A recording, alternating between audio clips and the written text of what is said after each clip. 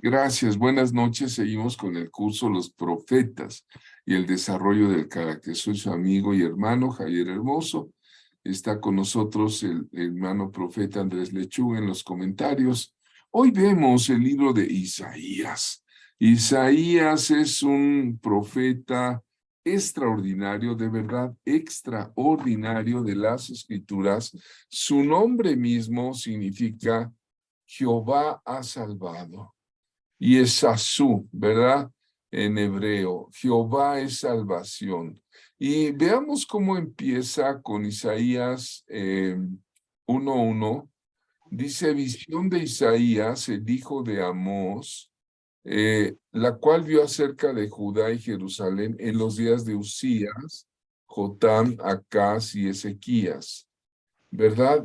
Vean ustedes, este hombre trabajó con 4 dinastías de reyes. Isaías lo encontramos, si usted lo ve, como un hombre muy elocuente, un hombre muy educado. No cualquiera tenía ¿cómo le diré? El tamaño cultural de Isaías, muy educado. Él vivió en Jerusalén. Y sirvió él también como consejero político y religioso de la nación de 4 reyes, ¿verdad? Usa unos mensajes inspirados, hermanos, de verdad, con el vocabulario más hermoso, más rico del hebreo que cualquier otro libro del Antiguo Testamento. Usted tiene que leer Isaías.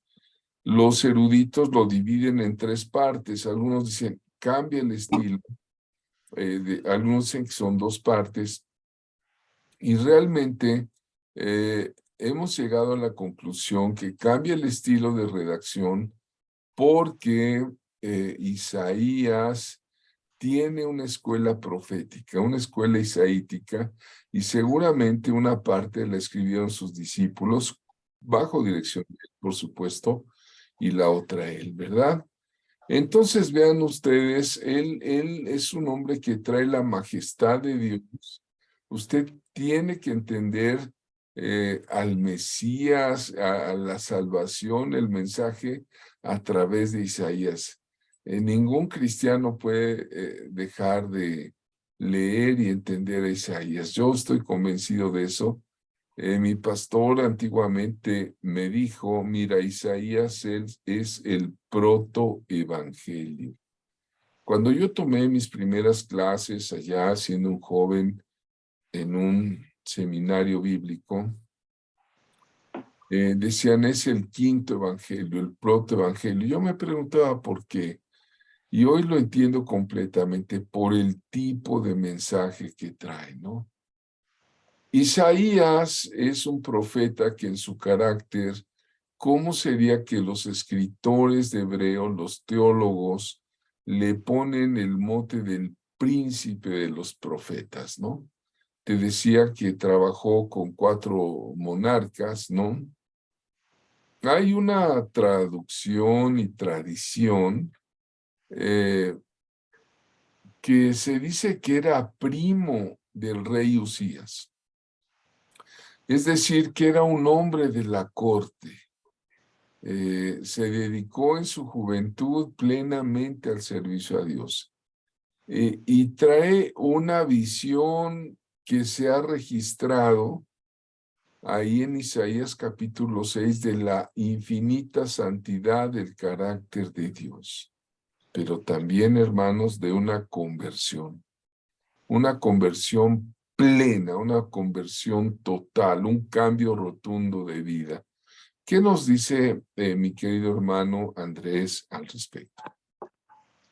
Sí, lo que mencionaba usted, un hombre elocuente, educado, culto, y también es Isaías el escritor de todo el libro de Isaías como evangelista, porque Isaías 53 habla acerca de Jesucristo, no Bien, habla acerca de Israel, sino de Jesucristo. Los rabinos ortodoxos no quieren que los estudiantes lean Isaías 53, pero Isaías 53 es la profecía que viene a cumplir Jesucristo en su primer venida,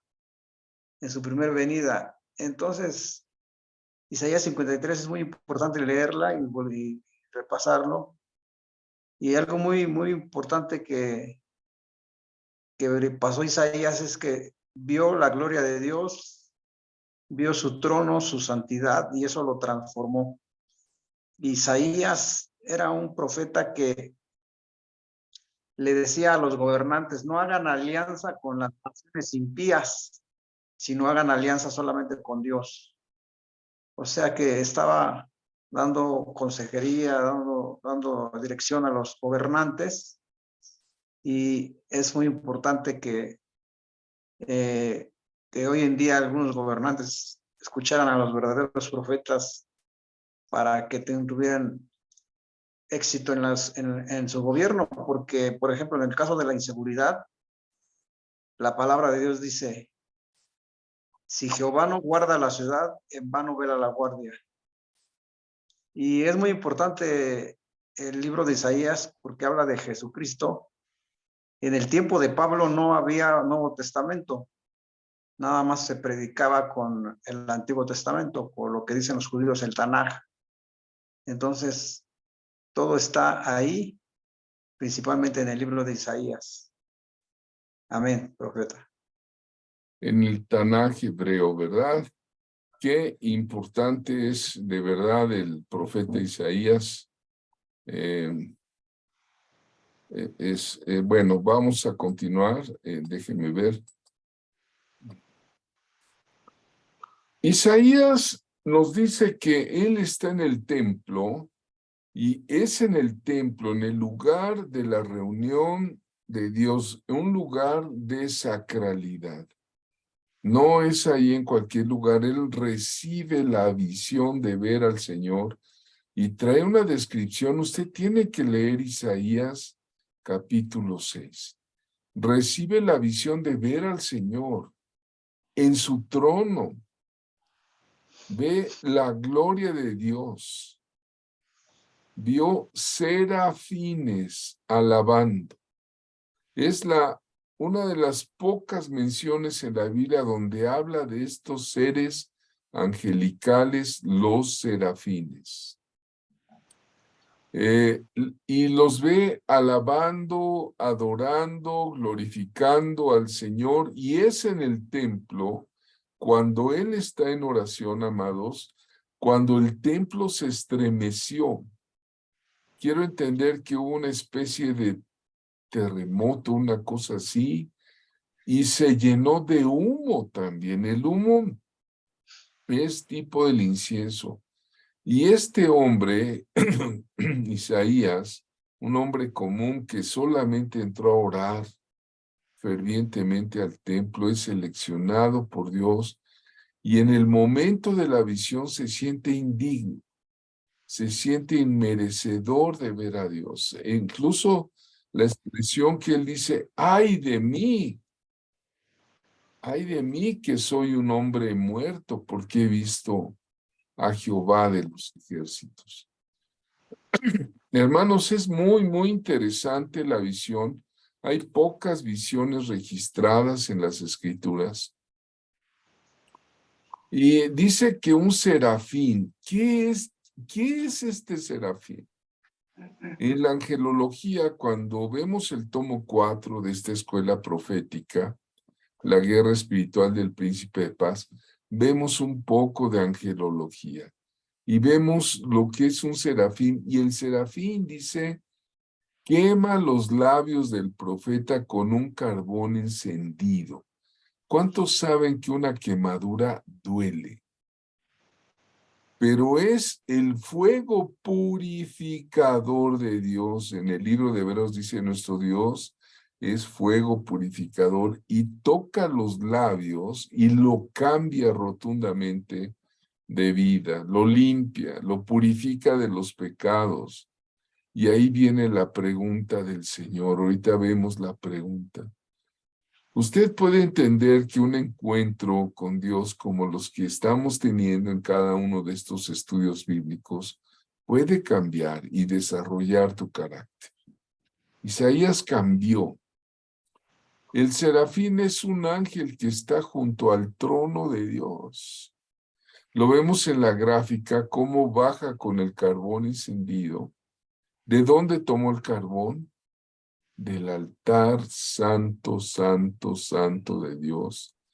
Y si nosotros vemos angelología, que es la ciencia teológica que estudia los ángeles, encontramos a los serafines que tienen un grado superior, incluso a los querubines.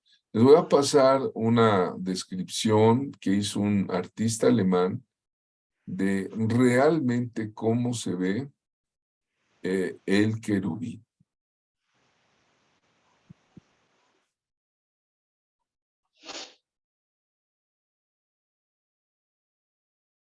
Vean ustedes la gráfica y vean ahí el tamaño del hombre. Perdón, no, dije querubín, no, errata, del serafín. Los serafines significan seres ardientes, seres elevados. Los serafines son los ángeles más importantes. Son los que están al lado del trono celestial. Esto quiere decir que son consejeros del Señor trabajando a su lado. Cuando oramos al Padre y pedimos a la corte celestial su intervención divina en los asuntos de nuestra vida, ahí están los querubines, están los serafines. El serafín que ve Isaías es impactante. Están los 24 ancianos delante del trono, en el mar de cristal donde está el trono, donde está el cordero. Ahora vean ustedes el serafín, que significa saraf, serafín, en hebreo saraf, serafín, significa elevados y ardientes, ¿no? Están llenos de ojos y tienen 6 alas. Cada uno tenía 6 alas, con un par se cubrían el rostro, porque están delante de la gloria de Dios y se cubren los serafines el rostro mientras dicen santo, santo, santo. Con otros los pies, porque el lugar donde están es santo. ¿Se acuerdan de Moisés, de Josué, cómo le dice, quita el calzado de tus pies, porque el lugar donde está santo es?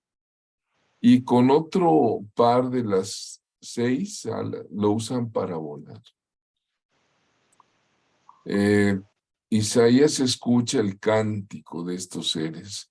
Santo, santo, santo, Jehová de los ejércitos. Toda la tierra está llena de su gloria. Y cuando él confesó su pecado, dijo, ay, soy hombre muerto, es cuando el Señor toca los labios del profeta y con un carbón le quema la iniquidad de su pecado. Entonces, vean ustedes qué importante es esta visión. Andrés, ¿qué nos dice? Sí, es una visión que transforma la vida de Isaías porque vio al eterno Dios de Israel y la santidad de Dios fue la que hizo el efecto en el corazón de Isaías. Entonces, el carácter santo de Dios lo transformó a Isaías. Y también, pues nos da, como decía usted, la descripción de los serafines. Pero sabemos que Dios tiene ángeles, arcángeles, serafines y querubines.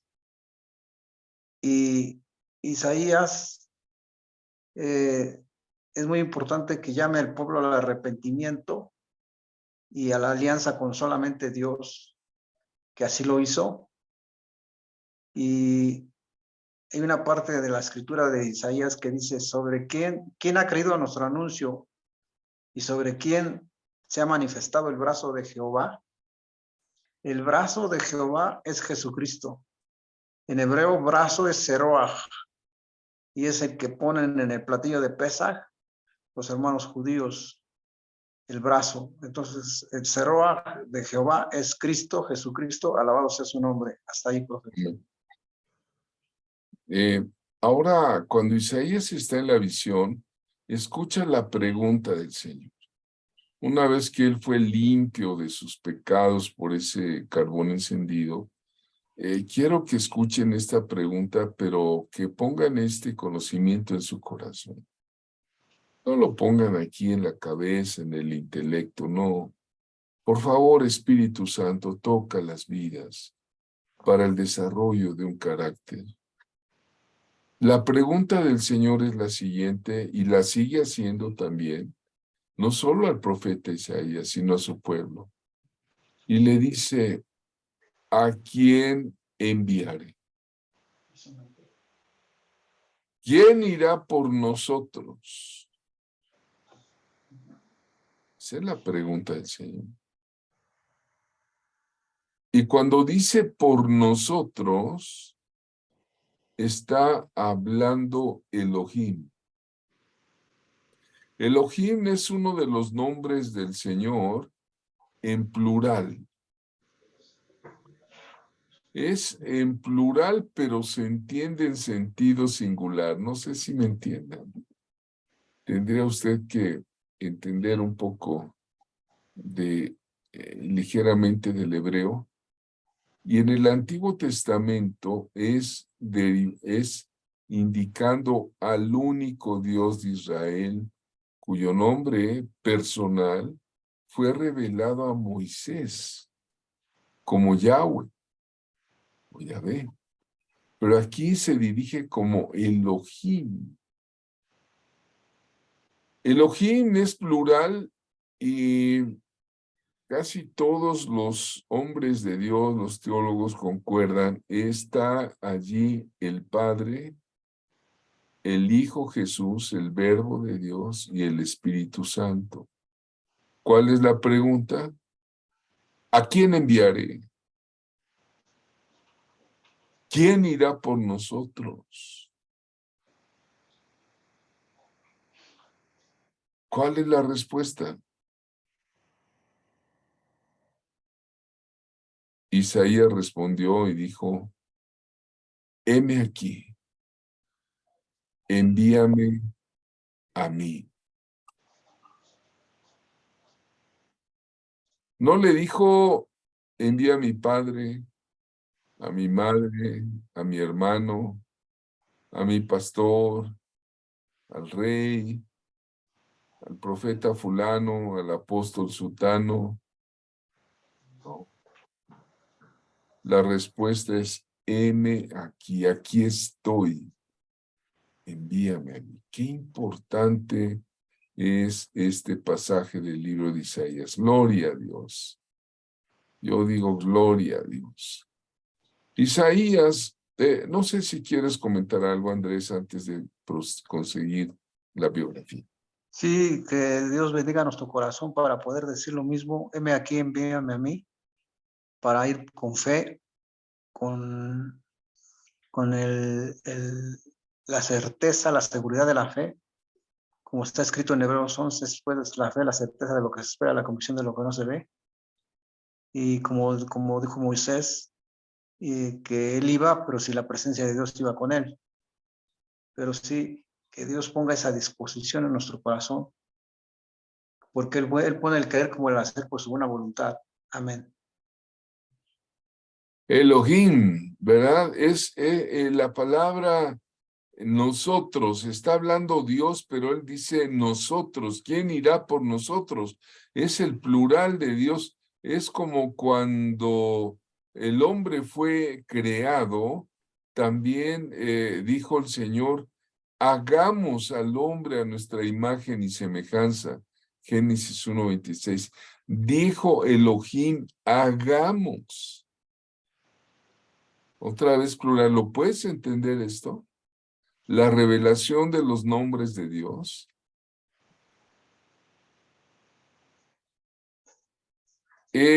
Isaías estuvo casado con una profetisa, tuvo con ella dos hijos, ¿verdad? El primero está ya en Isaías 7:3. Sus hijos eran proféticos, les ponía nombres proféticos. El primero se llamó Sear Yasub, que significa un remanente volverá. O sea, como es un profeta preexílico, está ya profetizando que el pueblo de Israel será cautivo, pero va a regresar un remanente, y a su hijo le pone Sear Yasub. Cada vez que le decía, hola, Sear Yasub, ¿cómo amaneciste? Él le estaba diciendo, un remanente volverá, un remanente volverá, ¿verdad? Un remanente. Estuvo casado con una profetisa, fíjate, un matrimonio de profetas. Esto es muy importante. Alguien en una de las clases pasadas me dijo que si podía haber un profeta que no tuviera cobertura y siguiera profetizando. Yo le dije, pues no lo creo, porque el espíritu de los profetas está sujeto a los profetas. Eso dice la Biblia, yo creo lo que dice la Biblia. Y que la cobertura de un profeta, lo mejor es que sea otro profeta, digo. Pero puede ser un pastor, un apóstol, un maestro, siempre y cuando haya madurez, ¿no? Pero aquí es un matrimonio profético, ¿verdad? Decíamos que él tiene sus discípulos ahí en Isaías 8:16. Léanlo después con calma. En Isaías 54 ya menciona que hay una escuela de profetas isaítica. Ya lo menciona, él dice, mis discípulos. Esto quiere decir que era un hombre que enseñaba después de esa fuerte impresión de la visión que tuvo y del envío del Señor, ¿verdad? Dice en Isaías 8:3, me llegué a la profetisa. Cuando dice me llegué es que tuvo relaciones sexuales, como cuando Adán dice que se llegó a Eva. Me llegué a la profetisa, la cual concibió y dio a luz un hijo, y me dijo Jehová, ponle por nombre Maher Salal Hasbaz, porque esto quiere decir Maher Halal Hasbaz quiere decir despojos, vienen los despojos. Esto quiere decir, era un hijo que estaba hablando de la guerra que habría delante del rey de Asiria, que se llevaría cautivo al pueblo de Israel, ¿no? Y en Isaías 8:18, si tú lo lees, dice, he aquí, yo y los hijos que me dio Jehová somos por señales y presagios en Israel. He aquí que yo y los hijos que me dio Jehová somos por señales y presagios. ¿Te puedes imaginar esta familia profética? Somos presagios, ¿verdad? Vamos a continuar. ¿Quieres comentar algo, Andrés, por favor? Sí, Isaías predijo el regreso de Israel del exilio a través de, pues, desde el nombre de su hijo. Un remanente volverá. Y es la bendición del eterno Dios de Israel, de que no nos abandona, siempre hay un remanente. En Jerusalén quedó un remanente de gente pobre y Dios fue fiel con ellos. Y de hecho, el muro de los lamentos es lo único que quedó de la destrucción, pero ese muro lo mandaron a hacer pues, con dinero de la gente pobre. Entonces, alabado sea Dios que siempre tiene su remanente. Amén. Amén, amén. Vean ustedes, Isaías vivió en Jerusalén. Ahora vamos a ver lo que nos decía el hermano Andrés, ¿no? Isaías 53:5 ya habla claramente de Jesucristo. Aquí lo impactante del profeta es que son 700 años antes del nacimiento de Jesucristo. 700 años antes, el profeta está dando algo como si hubiera visto a Jesucristo ahí mismo. Algunos, mira, si tú quieres llevarle el evangelio a un judío ortodoxo, sencillamente le tienes que leer Isaías 53 para que él crea en Yeshua HaMashiach. Amén. Porque hay judíos que sí creen en Yeshua, en Jesucristo. Y hay judíos que no, son los ortodoxos. Porque ellos dicen Dios no puede tener hijos, es como los musulmanes. Dicen Alá no puede tener hijos. Y tienen ese concepto de religiones orientales, ¿no? Del Medio Oriente. Pero Isaías 53, el profeta habla claramente de Jesucristo como si él hubiera estado en la misma pasión de Jesús. 700 años antes es una revelación impresionante, impactante, mas el herido fue por nuestras rebeliones. ¿De quién está hablando? De Jesús, el Hijo de Dios. Molido por nuestros pecados. El castigo de nuestra paz fue sobre él, y por su llaga fuimos nosotros curados. ¿Verdad? Vean ustedes, hay una serie de mensajes que rápidamente le vamos a dar un vistazo a Isaías. ¿Qué nos dices, Andrés, sobre esta revelación que tuvo del Santo Mesías Jesucristo? Es maravillosa porque Jesucristo es el Rey de justicia y Rey de paz.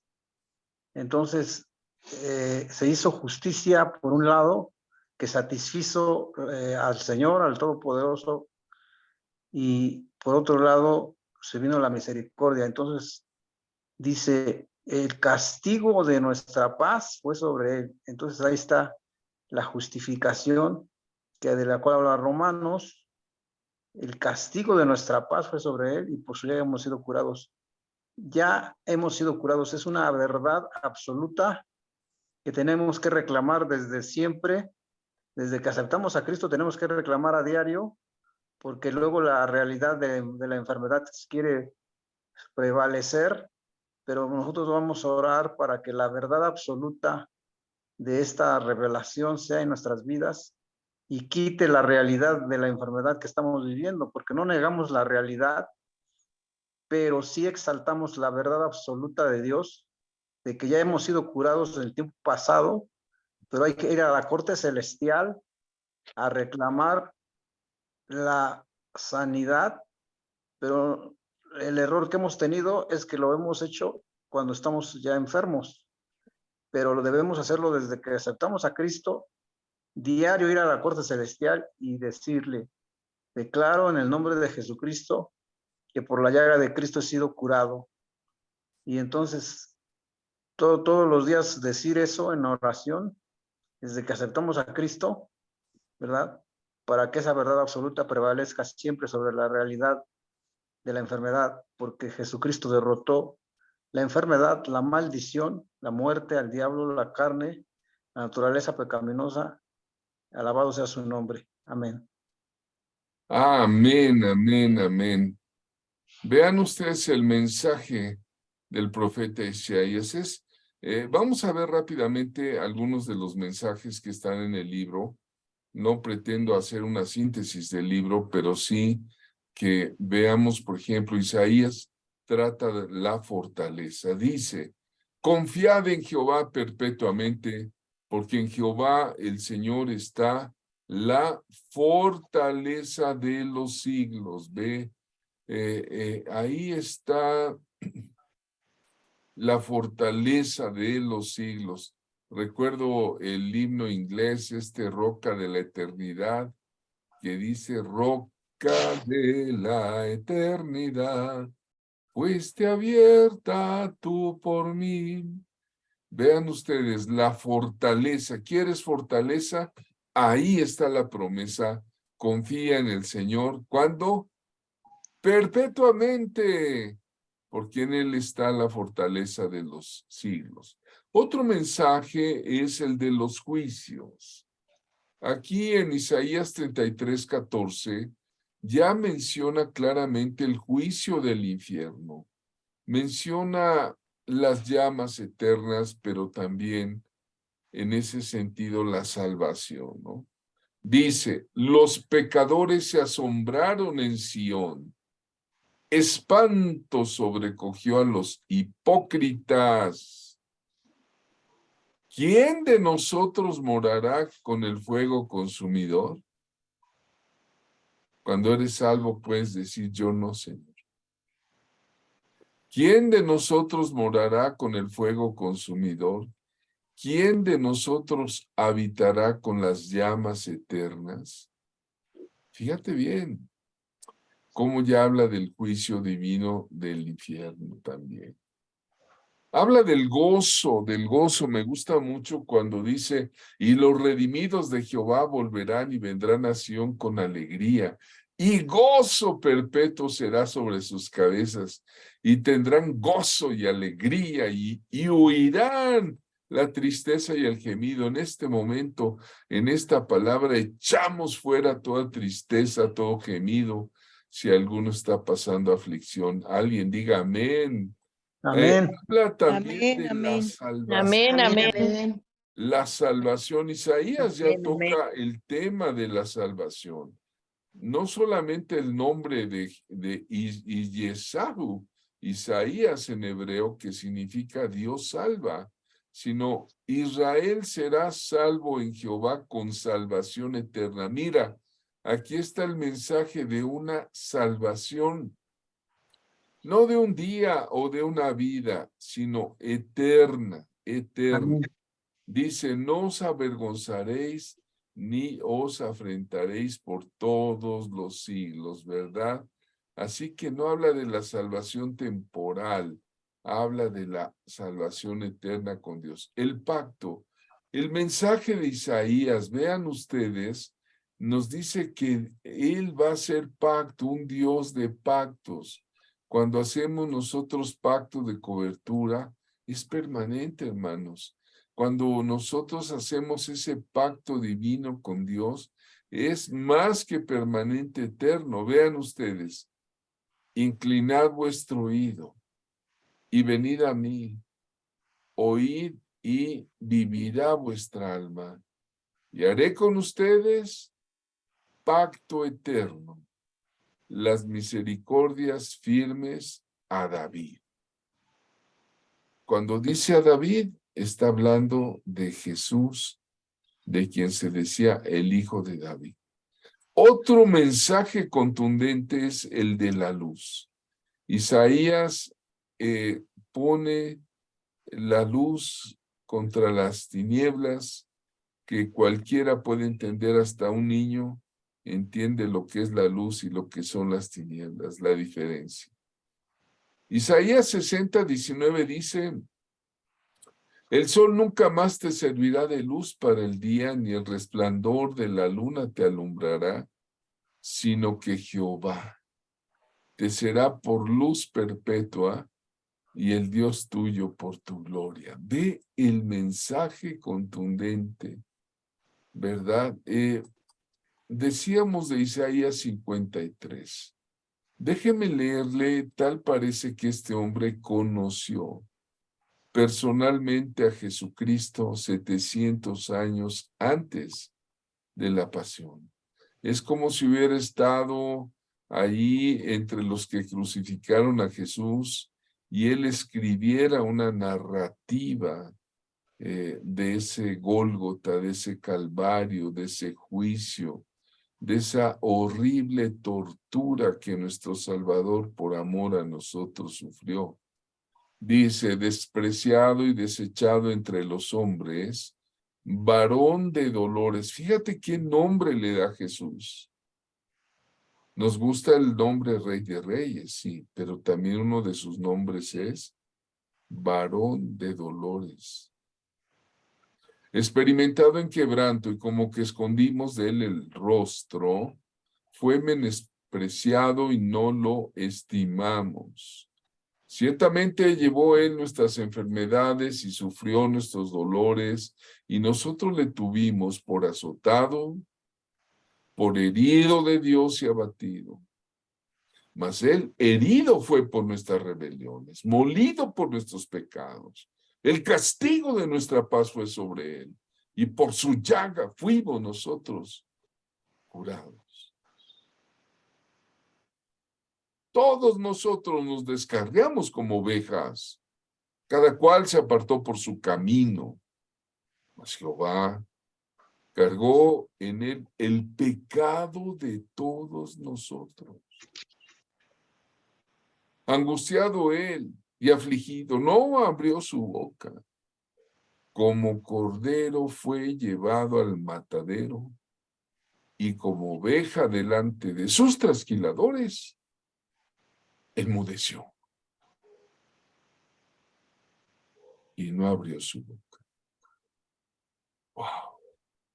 Estoy impactado de cómo Isaías fue un verdadero discípulo de Jesucristo.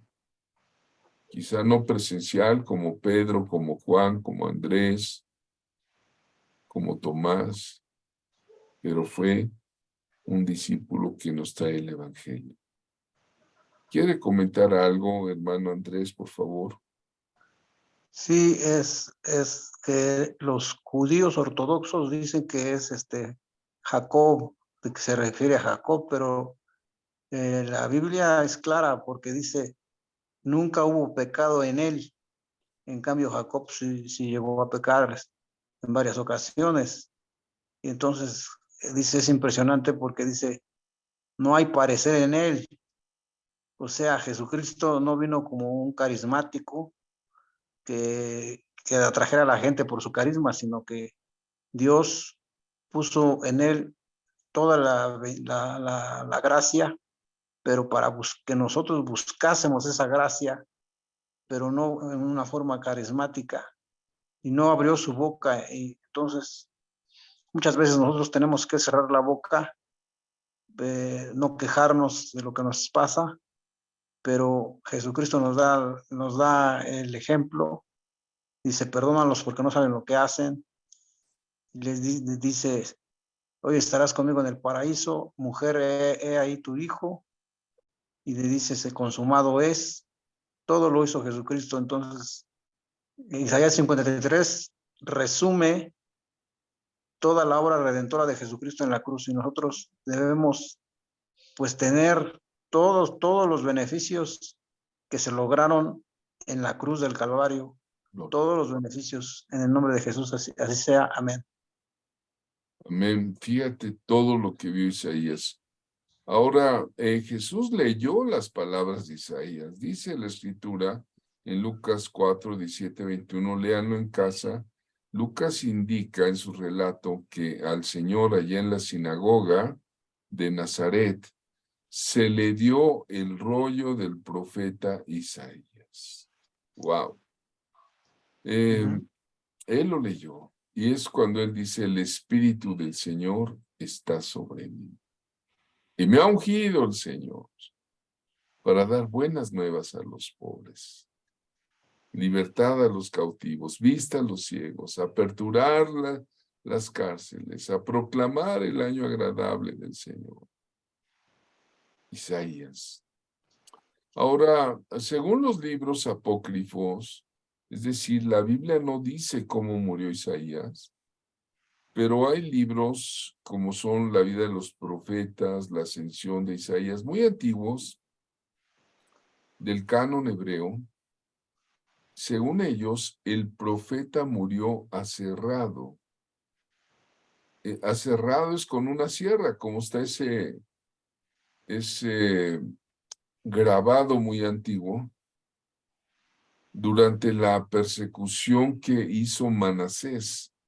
Manasés fue un hombre horriblemente idólatra, rebelión contra Dios.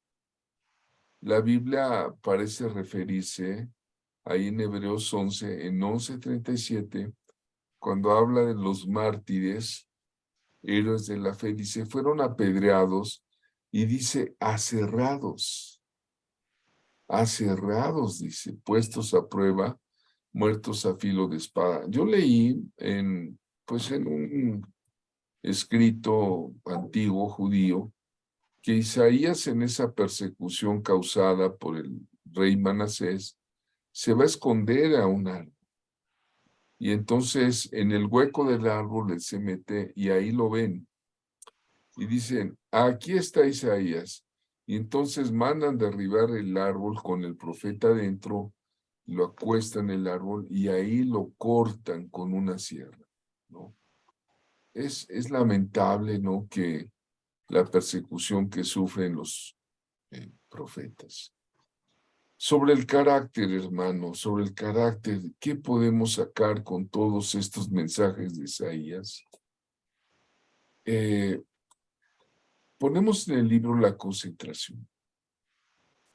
Cuando tú te concentras en hacer las cosas correctas para Dios, ¿qué tiempo te toma la concentración requerida para ser ya no un profeta, sino un cristiano verdaderamente efectivo?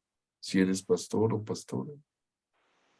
La clave y las prioridades son la concentración. Hoy tenemos muchas distracciones, pero concentrarnos en las cosas de Dios nos va a dar ese amor, esa prioridad de saber hacer lo que uno empieza, uno lo termina para Dios. La concentración. El profeta, la persona, el cristiano que tiene concentración y no tiene prioridades, no va a tener mucho progreso. Recomendamos aprovecha la madrugada, como dijo Martín Lutero hace 500 años. Él decía, tengo tantas cosas que hacer y como nunca voy a poder cumplirlas a menos que me madruga y haga 1 hora de oración y lectura en la Biblia. Hermanos, en mi experiencia personal, el consejo de Lutero es maravilloso. Todos los grandes hombres de Dios, si tú quieres serlo,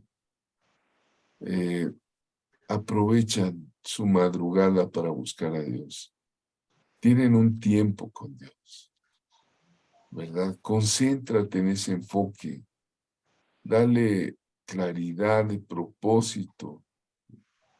Sé libre de distracciones. Que Dios te bendiga. Andrés, ¿quieres orar por la concentración como parte de nuestro carácter? Padre, en el nombre de Jesucristo, te rogamos que concentres nuestro espíritu, nuestra alma, nuestro cuerpo en Jesucristo, porque escrito está, puestos los ojos en Jesús, el autor y consumador de la fe. Porque Jesucristo dijo, amado Padre, cuando el Hijo del Hombre venga en su santa gloria, hallará fe en la tierra. Sabemos que la prioridad número 1 es concentrar, poner atención. Y la concentración es muy importante, Padre, y hay mucha distracción a través del celular, la pantalla grande, la pantalla chica. Pero ayúdanos porque tú dices en tu palabra en Isaías 26, verso 3, tú guardarás en completa paz a aquel en cuyo pensamiento en ti persevera porque en ti ha confiado. Y los que confían en Jehová son como el monte de Sión que no se mueve, sino que está para siempre puesto firme. Danos esa concentración, quita de nuestras vidas la distracción, Padre mío, te lo rogamos en el nombre de Jesús. Por misericordia, concentra nuestro corazón en Jesucristo, concentra nuestra mente. Por misericordia, ten misericordia de nosotros, Señor. Y por misericordia y por gracia, Señor, que nuestro corazón esté enfocado en Cristo. Amén. Amén, amén, amén. Amén. Así sea. Bueno, vamos a seguir con esta clase, pero ahora con el profeta Jeremías. Jeremías dice: Dios levanta. Eso significa Dios exalta, Dios eleva, ¿no? La exaltación. La pregunta que hicimos cuando estudiamos a Eliseo, un profeta nace, o sea, si usted puede ver aquí en la diapositiva, el vientre de una mujer con un bebé, y la respuesta lógica, bueno, también nace. Dice Jeremías 1:4-5, vino pues palabra de Jehová a mí diciendo: antes que te formase en el vientre, te conocí. Y antes que nacieses, te santifiqué. Te di por profeta a las naciones. Padre Santo, qué mensaje, ¿verdad? Tan poderoso le dan a Jeremías. Fue un gran profeta, poderoso para la causa de Dios. Él es un profeta preexílico. Se exalta, él es un gigante de Dios, de modo que da a conocer su palabra. Era hebreo, fue hijo de un sacerdote, de Hilcías. Jeremías también vivió en Judá, en Jerusalén, vivió en Babilonia y también vivió en Egipto. Fue un hombre de varias regiones y vivió en la misma época que el profeta Ezequiel y fue un poquito antecesor de Daniel. Todo esto lo encontramos con mucha claridad en la Biblia diacrónica hebraica. Jeremías. Pues vean ustedes, Jeremías fue muy elocuente y les invito a leer con calma Jeremías. Se le atribuye a él, hermanos, la autoría del libro de Reyes. Cuando tú lees Primera de Reyes, Segunda de Reyes, y también el libro de Lamentaciones, ¿no? Se le atribuye que él fue, quizá él tuvo una escuela también. Se sabe que tenía un escribano, alguien que escribía, se llamaba Baruch. Entonces, si Jeremías dictaba, Baruch escribía. Por causa de el libro de Lamentaciones, si tú lo lees, de veras es muy trágico, muy trágico. Ahí se ve el sufrimiento que tiene Jeremías porque ve la caída de su pueblo y el juicio de Dios. ¿Cuántos saben que Dios también enjuicia a su pueblo? Y por eso le ponen el profeta sufriente, el profeta llorón, le dicen algunos. ¿Por qué? Pues por Lamentaciones, ¿no? ¿Qué nos comenta el profeta Andrés Lechuga al respecto de Jeremías? Sí, Jeremías era un profeta de una intercesión intensa, una intercesión que le llevaba lágrimas, que oraba con mucha vehemencia por su pueblo. Y entonces Dios se agrada de eso porque Dios busca dos cosas: adoradores en espíritu y en verdad, y quien se ponga a la brecha. Es lo que Dios está buscando. Entonces Jeremías se ponía a la brecha por el pueblo porque sabía lo que le esperaba. Y fue muy perseguido, sufrió mucho, pero el poder de Dios lo sostenía porque él ya no podía, pero él dijo: Señor, me has seducido, fuiste más fuerte que yo y seguiré hablando de ti. Entonces Dios saca al profeta adelante y le protege de toda la persecución. Y es importante saber que Dios nos va a proteger de toda la persecución, porque ya está la persecución, está ya en marcha para el pueblo de Dios. Amén. La persecución ya está en marcha, ya lo vemos venir. Tenemos que blindar a la iglesia de Dios con nuestra oración, nuestro trabajo, hermanos.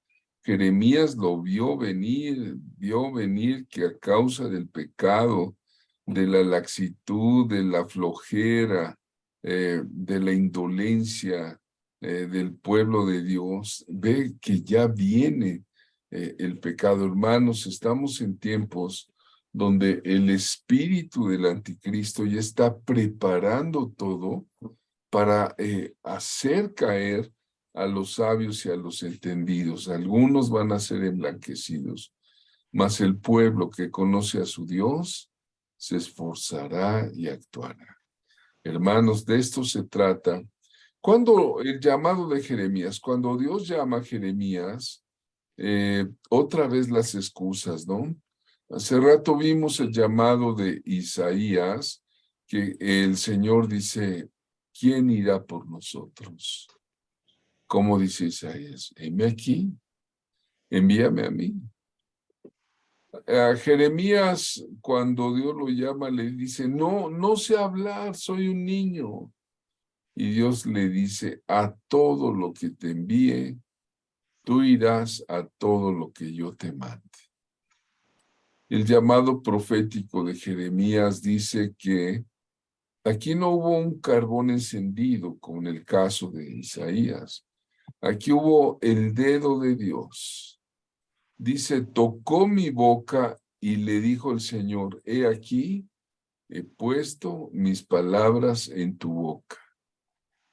Ese encuentro divino, ese encuentro con Dios que todo hombre alguna vez va a tener, porque el Señor no quiere que ninguno perezca, sino que todos procedan a arrepentimiento.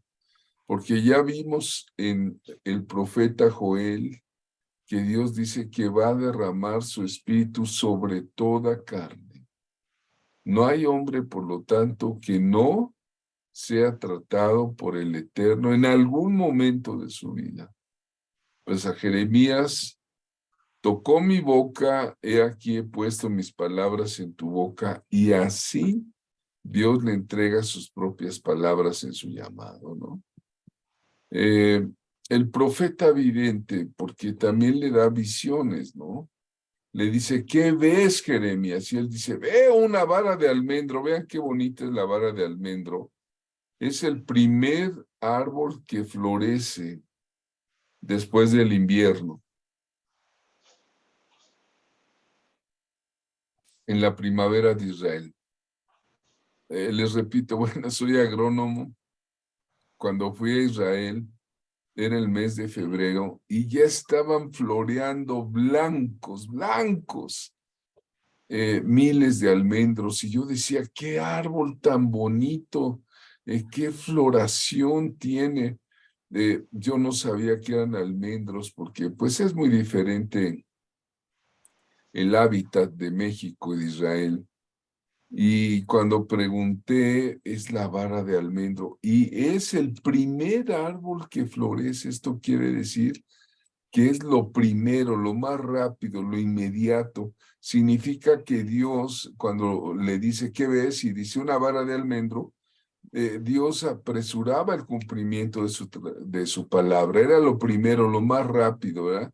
El almendro que está más maduro en la primavera que cualquier otro árbol, ¿eh? Representa el veloz acercamiento de los juicios, ¿no?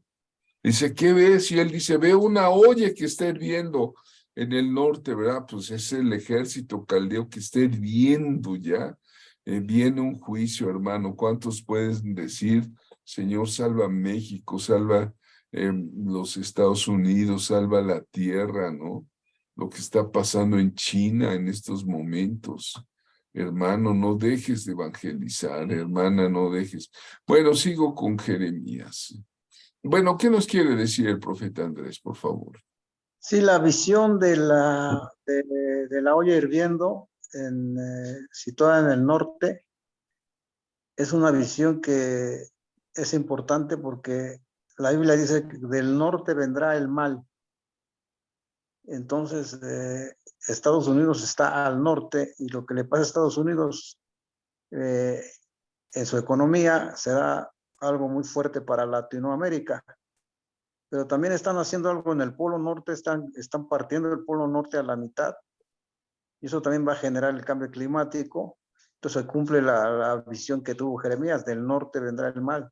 Entonces, cuando nosotros veamos, tengamos un sueño donde una olla está hirviendo, tenemos que orar que tenga misericordia de nosotros el Señor. Entonces, juicio viene para México y en Yom Kippur tenemos que interceder por nuestro país porque es un proceso y es una administración especial que hace Jesucristo por las naciones, donde se cumplirá lo que dice la palabra del Evangelio, naciones oveja y naciones cabra, que México sea una nación oveja para la gloria de Dios y su misericordia. Amén. Cuando el juicio de las naciones, ¿qué será México? ¿Nación oveja o nación cabra? ¿Cómo la ven ustedes, hermanos? Bueno, es una reflexión que nos da el profeta Andrés Lechón. Jeremías fue llamado para exhortar constantemente a su pueblo. Había idolatría, como hoy día, había mucha infidelidad, rebeldía. Los siervos de Dios no eran escuchados, eran traicionados, apuñalados moralmente por la espalda. Mucha idolatría. Había yugos de esclavitud. ¿Cómo se podía lograr la restauración de los judíos con tanta corrupción? Había corrupción moral, corrupción económica, corrupción de todo tipo, y la labor de Jeremías fue llamar al arrepentimiento. Para la gloria de Dios, acabo de enviar un mensaje el día domingo que Dios me dio para llamar al arrepentimiento. Un audio que envío en los grupos de WhatsApp. Creo que los profetas siempre seremos denunciantes sociales. La labor de Jeremías fue llamar al arrepentimiento, al reino de Judá, a los reyes. Él habló a 4 reyes, también a Josías, a Joacim, a Joaquín, a Sedequías. Pero él hablaba y lo echaban en una cisterna, ¿no? Vamos a ver algunas cosas del mensaje de Jeremías. En Jeremías 2:13 dice, 2 males ha hecho mi pueblo. Cavaron para sí cisternas rotas que no retienen agua. Y se me dejaron a mí fuente de agua viva. Mira el mensaje, ¿no? Aquí lo ilustramos con la diapositiva de este curso. El agua viva, ¿qué es hermosa el agua viva cuando vas a un río y está fluye y fluye y fluye y no se acaba? El agua, qué precioso es. Pero dice, dejaron esa agua viva y cavaron cisternas rotas. Además, las cisternas, pues almacenan agua y si no, el agua almacenada se pudre, se llena de lamas, se llena de bacterias, de mosquitos, dice. Y además rotas. Una cisterna rota no retiene el agua. Dice, dejaron el agua viva. ¿Quién da los ríos de agua viva? ¿Quién los da? Es Jesucristo. Y lo dejaron para, hermano, el mensaje de arrepentimiento, ¿no? Hermano, la gracia en Cristo se compara con el agua de una fuente fría, refrescante, que limpia, que fertiliza. El agua viva vivifica a los pecadores muertos, sacia la sed más amarga, ¿verdad? Abandonar esa fuente es el primer mal que nos puede pasar a cualquiera. Excavar para sí cisternas rotas. Pues esos son los inventos del hombre, las religiones del mundo, ¿no? Y confían en ellos y la religiosidad es una cisterna rota. pero Jesús es agua viva. Ese es un mensaje muy fuerte que da Jeremías al pueblo. También dice Jeremías 2:2, aunque te laves con lejía y amontones jabón sobre ti, tu pecado está sellado delante de mí, dijo Jehová el Señor. Hay un pecado que no se arrepiente. Cuando una persona no se arrepiente, cuando una persona no es capaz de pedir perdón a Dios o a su semejante, pues cuidado, ¿verdad? Aunque te quieras lavar con tus recursos humanos, con tus recursos, Israel tenía manchas que no podían limpiarse. Ni siquiera con los limpiadores más fuertes, así le pusieras maestro limpio, fabuloso, eh, lo que quieras, ¿no?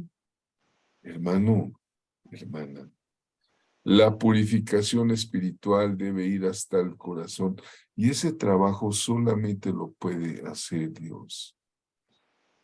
Otro mensaje de Jeremías es discurrir, ¿no? Busca a Dios con todo tu corazón, con toda tu alma y lo vas a encontrar. Dice Jeremías 5:1, por las plazas de Jerusalén y mirad ahora y sabed y busquen en sus plazas si hayas hombre y si hay alguno que haga juicio, que busque verdad, yo la perdonaré. Es decir, no había un solo hombre de verdad según Dios en todo Jerusalén. El mensaje de Jeremías, pues con razón lo echaban a la cisterna, con razón lo abofeteaban, con razón le ponían un yugo en la cara, en la cabeza. Jeremías habla de la senda antigua, amados del Señor. Así dijo Jehová, paraos en los caminos y miren, y pregunten por las sendas antiguas, cuál sea el buen camino, y andad en él, y ahí van a hallar descanso para su alma. ¿Mas qué dijo el pueblo? No andaremos. Ve cómo los profetas van dando la clave espiritual verdadera. Ahora hablando, si Isaías habló de las llamas eternas, Jeremías habla de esto, que no se te vaya la oportunidad. Jeremías 8:20 dice, pasó la siega, acabóse el verano y nosotros no hemos sido salvos. Eso va a decir el pecador en el infierno. No fui salvo, no fui salvo. Qué tremendo. Otro mensaje de Jeremías está en Jeremías 8:22, dice, ¿no hay bálsamo en Galahad? ¿No hay allí médico? ¿Por qué pues no hubo medicina para la hija de mi pueblo? ¿Qué te parece? ¿Eh? No hubo medicina. Y ahí están las botellitas de aceite de la Santa Unción que hacemos llegar al pueblo de Dios cuando nos los piden. Es un bálsamo, este aceite está hecho a base de aceite de oliva, de 4 especias, con mucha oración. Lo dejamos decantando, depurando para que tenga su aroma. No se trata de ir a la perfumería a comprar ahí y echarle gota, no. Este aceite lo hacemos con las especias, por eso me han dicho que huele muy rico. Bueno, y además he visto milagros, porque Santiago dice, llame a los ancianos de la iglesia, únjalo con aceite. Si está alguno enfermo entre ustedes, llame a los ancianos y únjalo. Y en el nombre de Jesús serán sanados y confiesan también sus pecados, ¿no? Por eso Jeremías dice, no hay bálsamo en Galad. Galad era una región productora de un bálsamo especial que decían ellos, sana toda enfermedad. El bálsamo de Galad era famoso porque ellos decían, sana toda enfermedad. Y aquí dice, el bálsamo de Galad espiritual limpia toda maldad. Vean ustedes, otro mensaje de Jeremías 9:1. Estoy dando versículos clave. Si usted puede ver después, más adelante el video, cuando le mande yo la liga, denle un repaso con su Biblia o en su libro también. Oh, si mi cabeza se tornase en aguas, mis ojos en fuente, para que llore día y noche los muertos de la hija de mi pueblo. Jeremías lloraba por lo que le estaba pasando a Israel. Pues dice, hay pasajes en el libro de Lamentaciones que tomaban a los niños de sus piernitas y los azotaban contra las rocas en la cabeza, ¿no? Pues ¿cómo no iba a llorar de lo que le pasaba a su pueblo, ¿no? Otro mensaje de Jeremías: engañoso es el corazón más que todas las cosas y perverso. O sea, el profeta está hablando ya de esa depravación que hay en el corazón. ¿Te acuerdas del mensaje del Señor Jesús? Decía, del corazón salen los malos pensamientos, ¿no? Engañoso, más que todas las cosas, ¿no? Perdón, profeta Andrés, ¿quiere comentar algunas cosas de los mensajes de Jeremías? Sí, es impactante el mensaje que dice, me dejaron, dos pecados ha cometido mi pueblo, me dejaron a mí fuente de agua viva y cavaron para sí cisternas rotas. Entonces, las cisternas rotas es el razonamiento a la manera de las personas, a la manera de particular, y que Dios nos guarde como iglesia de hacer las cosas a nuestra manera, que roguemos al Espíritu Santo que nos guíe para hacer la obra del Señor que después se pondrá, pues ahora sí que Dios aprueba, porque dice Pablo que los que han puesto un fundamento tiene que ser el de Cristo. Y luego dice que me dejaron a mí fuentes de agua viva, y eso lo dijo Jesucristo. En el último y gran día de la fiesta, o sea, la fiesta de Sukkot, Jesucristo se puso en pie y dijo, si alguno tiene sed, venga a mí y beba, de su interior correrán ríos de agua viva. Entonces, la única agua viva viene del eterno Dios de Israel, no hay otra fuente, es la única fuente de agua viva, alabado sea su nombre, amén.